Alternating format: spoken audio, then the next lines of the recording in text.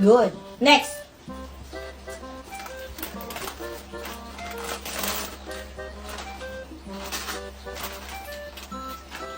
Mas very good. Next.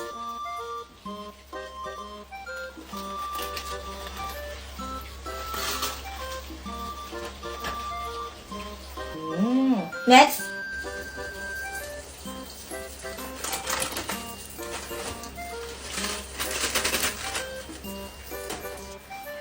Oh, next.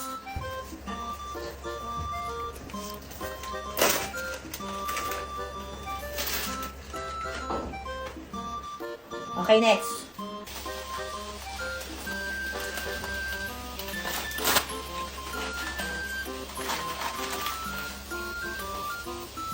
Uy, ate kami na magtatakbo! Ako na! Hindi. Hindi. Ako na, akin na. Ako na. Ako na, akin na, akin na. Sinabing ako na eh. Akin na yan. Akin na. Sabing ako na, okay? Ako na.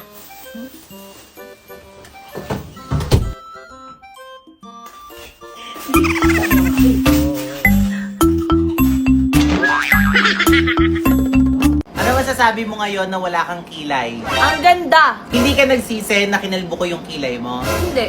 Bakit? Ang ganda. Oh. Latina. Anong uso ngayon? Kalbong kilay. Ate! Nagpakalbo ng kilay. Pilina na yan. Bakit ka nagkalbo ng kilay? Papasok ka sa school ng kalbo ang kilay mo, ikaw. Nagdidesisyon ka lagi sa sarili mo, hindi ka nakikinig, hindi ka nagsasabi sa akin. Ha? Simula bukas huwag ka papasok. Papasok ka ng ganyan. Papasok ka ng walang kilay. Baka akala ng mga kaklase mo, ng mga teacher mo, inaano kita. Ako ay isang model.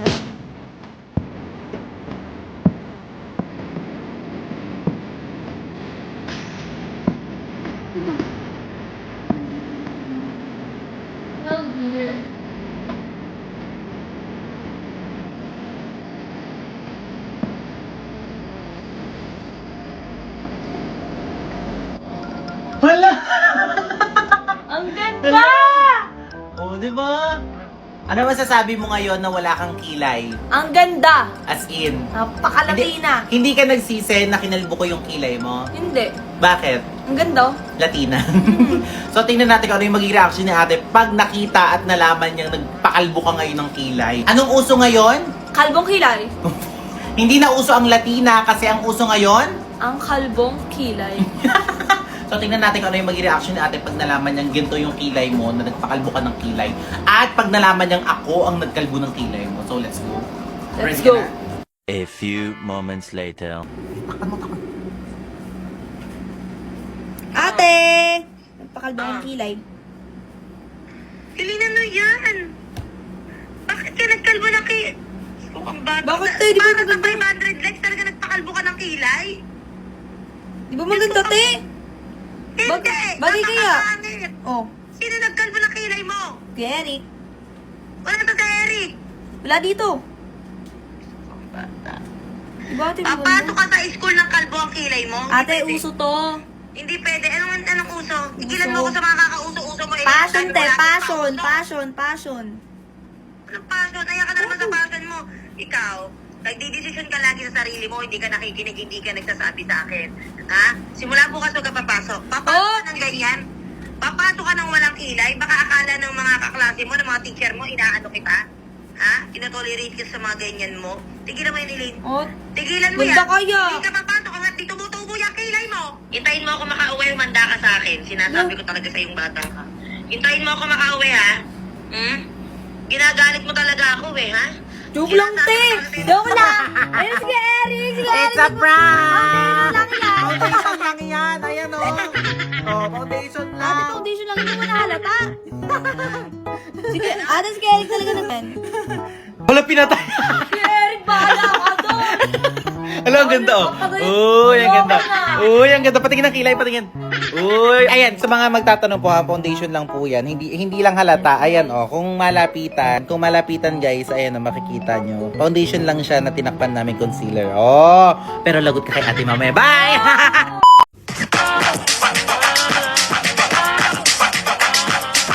Hindi ko po alam kung ano ginawa sa inyo ni Bahaw para paulanan nyo ng paulanan ng mga bash. Ito po si Bahaw, pamilyay din po siya pero hindi po namin siya kapatid. Si Bahaw po ay kasama po namin sa bahay simula nung bata pa kami. Talagang lumaki na po si Bahaw sa amin. Hindi ko lang kayang i-take kasi yung mga comments sa kanya sobrang worse. Ang mga comments sa kanya dapat daw hindi Bahaw pangalan niya, dapat daw Baho, mukha daw halimaw, mukha daw matanda, mukha daw nunal, ano pa.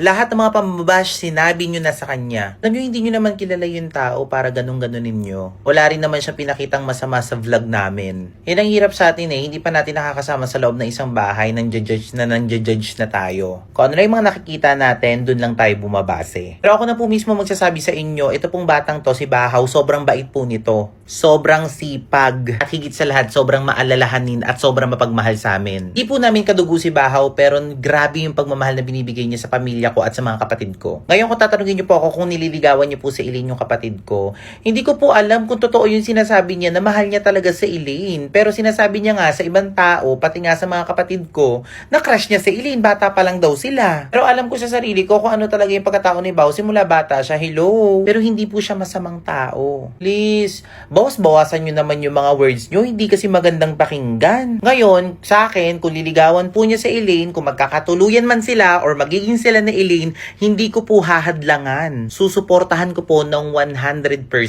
Tsaka, alam mo yung tipong ano, hindi sa pang-ano ito yung hinahanap kong lalaki para sa kapatid ko. Pero at the end of the day, si Elaine pa rin ang magdi-decide para sa sarili niya. Kasi si Bahaw, kilala ko na. Kilala ko na siya simula nung bata pa kami. Talagang mabait na talagang batang yan. At the same time, sobrang sipag. Ngayon, kung nagmamahalan silang dalawa, hindi ko hadlangan. Hayaan nyo sila, huwag nyo silang i-bash. Ano ba naman kayo? Ang cute-cute kaya ni Bahaw. At the same time, mabuting tao yan. Ano ba naman kayo? Dalawa lang ang pwede nyong gawin dito sa mundo natin. Maging mabuti, maging masama. Ang dali-dali, ang pagiging masama, libre lang din yan kung gusto mong gawin. Yun nga lang, masama rin ang babalik sa'yo. Pero ang pagiging mabuti, libre lang yan, may sukli pa. Kaya piliin nyo lagi maging mabuting tao. Huwag nyo apihin si Bahaw. Diba? Hoy! Bakit ka sa hindi naglilinis? Hindi, okay lang po. Ay, bakit nagmamap ka dyan? Tumap niya si Saidi. Uy, ano ba naman kayo? Nakakahiya naman sa bisita natin. Naku, wag ka na dyan mag-map. Okay na yan. Uy, ano yun yung nga? Ayun na naman. Siguro nakita ni Saidi na hindi tayo malinis sa bahay. Yan, sige na, kayo na mag-map. Kayo na mag-map. Bilisan nyo na. Sige na, mag-map na. Isa lang mag-map. Ano yun yun na? Sige na, pabigay mo na yan. Ay, nakakahiya. O sige na nga, ano yun na lang muna doon. Mukhang sipag naman ng batang to. Grabe naman to. Sige na, igayak nyo na yung breakfast natin para makakain na rin tayong lahat dito. O sige na, ang aga-aga naman, soft drinks. Vitamins kasi nila. Vitamin sila kasi yan. Sige na, gayak nyo na yung breakfast natin para maaga tayo makaalis. Saidi, okay ka lang ba dyan? Ang sipag naman. Sa sahig. Ay!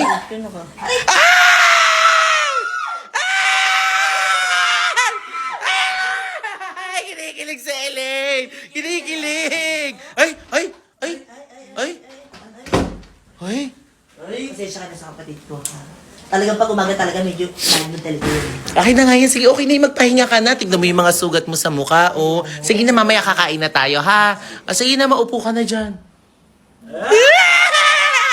Hala, Nika Ace, anong ginagawa niyo dyan? Oh, sweet nyo naman. Kanina pa kayo magkasama? Uy, taray. Alam nyo, na-miss ko na kayo. Ang tagal na. Hala, si Kosuke. Regalo pala ako sa inyo, Nika. Hala, bakit birthday pa ni Nika? Hindi, pasalubong ko lang. Galing kasi ako mall. Hala, taray, galing mall. Ano pa? O sige, tanggapin mo. Kala ko naman birthday mo. Wow. Ano yan? Buksan mo bilis. Wala, buti ka pa may regalo. Ikaw ba naregaluhan mo na si Nika? Ano niregalo mo sa kanya? Mahal. Pagmamahal lang. Ikaw, patinginan sa'yo. Ay, wow, ang ganda. Wala, bagay na bagay. Patingin nga, bagay na bagay kayo ni Kosok. Ay, Kosok, ituloy. Ano? Hindi siya mahilig yan. Paano mo nalamang di siya mahilig sa bag? Mahilig ako sa bag. Mahilig daw siya sa bag. Diba? Di mo alam. Tingin nga. Sa tingin mo, Kosok, ay bagay? Bagay kayo? Hindi, bagay lang. O, diba? Ang ganda, no? Ang ganda ni Nika.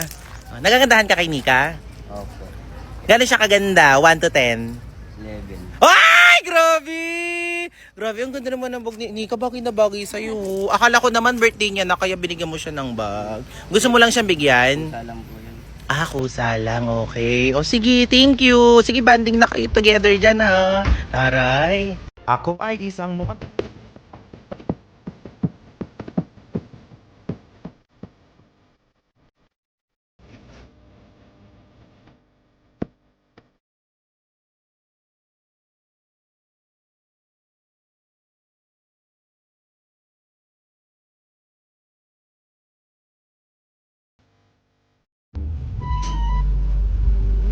Hi! Sa kayo galing? Ang taray.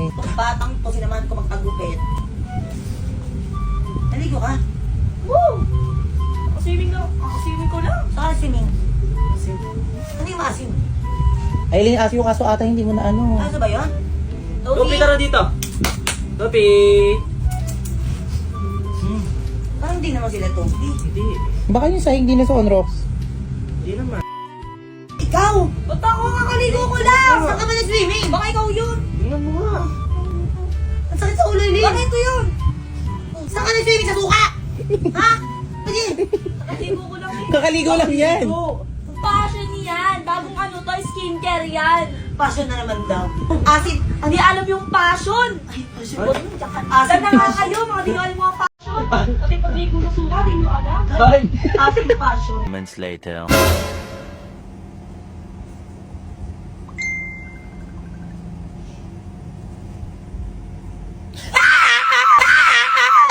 Bagong-bago yung ano mo, yung prank mo ha. Bagong-bago, wala pang nakakagawa talaga niyan. Ha? Sino na may gawa niyan? Sino? Kuya Eric. Sige, Eric mo, kasabat mo. Ikaw, kasabat ka. O, ngayon, anong pinanglagay mo dyan? Ha? Ito. Ano? Alin? Ayan.